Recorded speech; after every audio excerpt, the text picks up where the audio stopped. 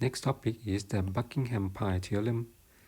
Okay, we have important question that how many dimensionless products are required to replace the original list of the variables.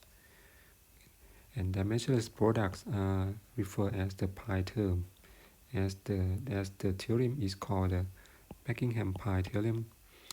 If we have the k variable, okay, so for example, from u1 to uk, okay, and we going to combine to get just pi term from 1 to k subtract r. Okay, r is mean the minimum number of the reference dimensions required to describe the variable, and required number for pi term is equal to the difference between k and r is fewer than the number of original variable by r.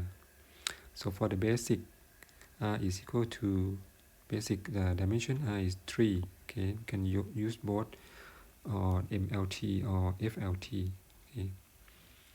The determination of the pi term method of repeating variable. The first step, we have to list all variables that are involved in the problem. For example, the geometry of the system like the diameter, fluid property like dynamic viscosity, external effects is delta P, cross section area A, or the pi diameter D. But for A and D, we have to choose which just only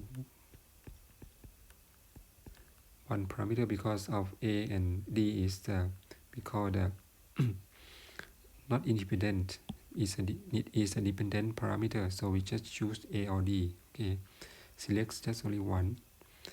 And similar for gamma rho G, so we just is not the independent, so we just select one because of the gamma equal to rho G.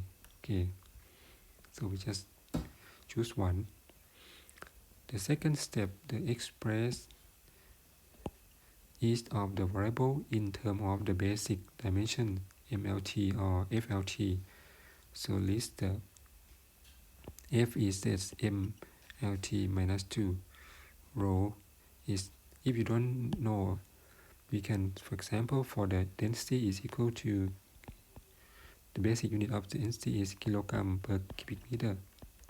So we can say the mass, kilogram is the mass, and length, mass is the basic unit is the L power t, or we can say that ml minus 3 for the basic units of the density. Okay. The other parameter you can look at the table 11 1.1. So this is a list of the basic unit of the in terms of the FLT system and MLT system for different variable. Okay. The third step, determine the required number for pi term. Okay, number of pi term is equal to k subtract r.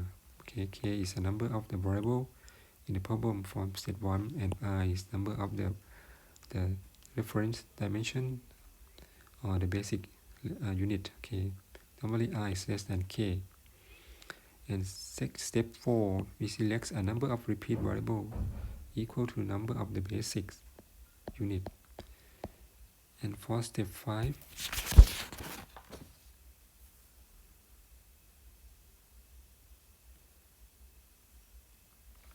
form a pi term by multiplying one of the non-repeating variable by the product of the repeating variable is raised to an exponent that will make the combination is bidimensionless.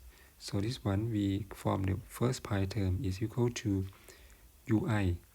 Ui is the one of non-repeating variable time u1, u2, u3 is a repeating variable, and power a, b, c is the exponent. Okay, and we're going to determine the exponent to combine to get the dimensionless variable. Okay, and step 6 repeats step 5 for each of remaining non-repeating variable. Okay, and step 7 checks all the resulting pi term to make sure that they are dimensionless. And step 8, express the final form as a relationship among the pi term and think about what is the meaning of this. It means the first pi term is function of the second, third, or until the last pi term. Okay.